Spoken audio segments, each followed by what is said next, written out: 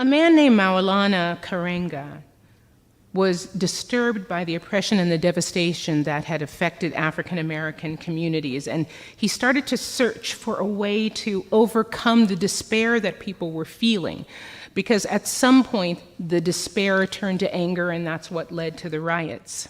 So he decided that he wanted to try to come up with something that could be internal, something that could help people with the feelings of injustice and despair that they were feeling inside. And so he developed a non-religious holiday that would stress the importance of family, community, and identity, which are things that are very important in African culture. The very things also that were being targeted and that were being removed from oppressed people. And if you look at the history of oppression, you will discover that people will hit families, and families end up disappearing or being taken away. One's identity and everything that has to do with one's identity and the ability to congregate together as community. So he combined aspects of two different groups of people, the Zulu and Ashanti tribes, their harvest celebrations, which is what informed the practice of Kwanzaa. The name Kwanzaa is derived from the Swahili word, the Kiswahili word called first fruits, which has to do with harvests. And he developed 7 principles that are worked, and I like to use that expression, worked, because we get so used to in the holidays about what we get and what people will do for us.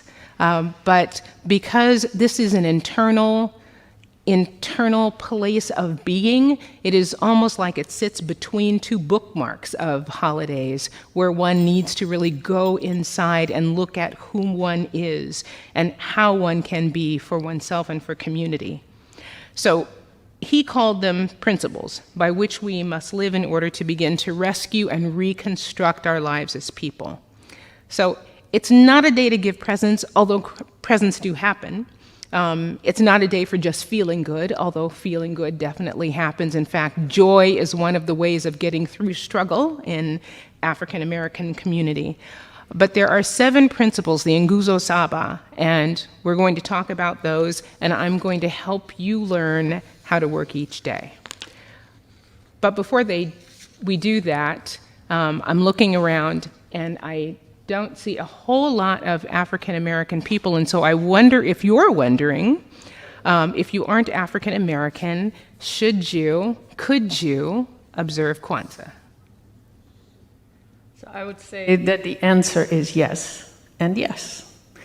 I know that this community has done a lot of work. I've heard Cindy prepare a lot for Getting Real with Race, and that people have looked at racial injustice, social injustice, and how that still plays its role in our society. And so Kwanzaa then also offers us a way to look at the resilience and the strength and the beauty of African American people. And it offers us a way to look at the practice of how people made a way through, because that doesn't happen by itself. It's a practice. How do you make a way through difficult circumstances? And Kwanzaa offers us a way to practice how to be community together. But there's another piece that I think is important to say, and it's one of those other uncomfortable pieces that I'm going to share with you, that when we look at the deep roots of history, it tells us that there is an interconnectedness of all people. It tells us that life originated in the area where Africa is, which means that Kwanzaa is for everybody.